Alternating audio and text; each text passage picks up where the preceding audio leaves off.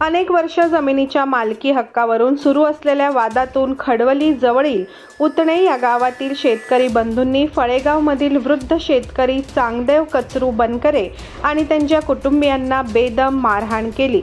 मारहाणीत चांगदेव गंभीर जखमी झाल्यामुळे त्यांच्यावर कल्याणमधील एका खासगी रुग्णालयात महिनाभर उपचार सुरू होते। या उपचारादरम्यान चांगदेव यांचा मृत्यू झाला आहे। बाळाराम नामदेव टोके, प्रल्हाद नामदेव टोके, सागर बाळाराम टोके, अमित बाळाराम टोके अशी आरोपींची नावे आहेत।